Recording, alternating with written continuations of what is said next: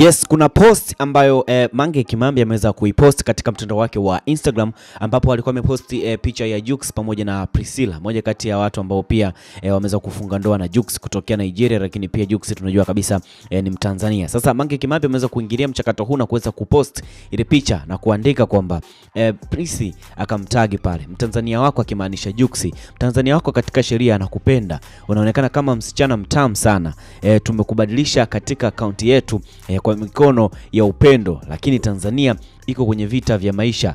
Tunapigania haki zetu, tunahitaji watu wetu wawe makini na vita, hivyo hatuhitaji wewe na Jux kuweza kuwavuruga watu wetu kwa mambo ya kipumbavu ambayo serikali inawataka watu weke. Akaendelea kusema kwamba tupo kwenye kikao chao na hatujakata tamaa, hivyo tunahitaji wewe na Jux kukaa chini kwa muda wa miezi 5 ijayo. Baada ya uchaguzi unaweza kuendelea kufanya chochote unachokihitaji kufanya ili kuendelea kuwa muhimu na kuweza kutuunga mkono.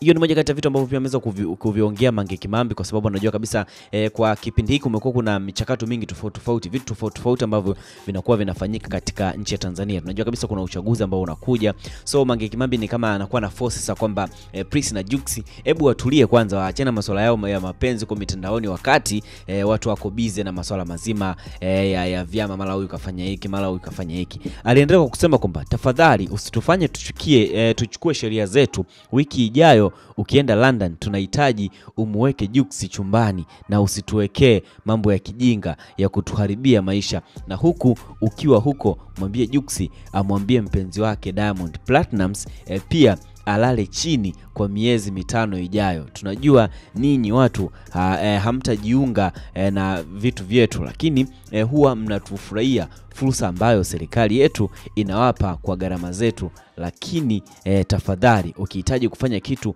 mpeleke Nigeria ukafanye huko na sio Tanzania. Tena tunakupenda msichana wetu mrembo wa hivyo na hivyo usichukue njia hii vibaya. Tunakuabudu, tunawapenda wa Nigeria. Huo ndio ujumbe ambao alikuwa ameandika Mange Kimambi. Bwana ameweza kutumia kauli chafu sana ya kusema kwamba eti Jux amwambie mpenzi wake Diamond Platnumz, kwa sababu unajua Diamond na Jux walikuwa ni kama ni watu ambao wako karibu sana, ni marafiki wa karibu sana ambao mambo mengi wanakuwa wanafanya. Hata harusi ya Nigeria alikuwepo, ya hapa Tanzania pia alikuwepo. So Mange Kimambi anachosisitiza kwamba hata wakienda London bana wasitulie, wasitupostie kwa sababu sisi kama nchi tuna jambo letu la kuweza kufuatilia masuala mazima ya uchaguzi ambao unategemea kufanyika mwezi wa 10 mwaka 2025.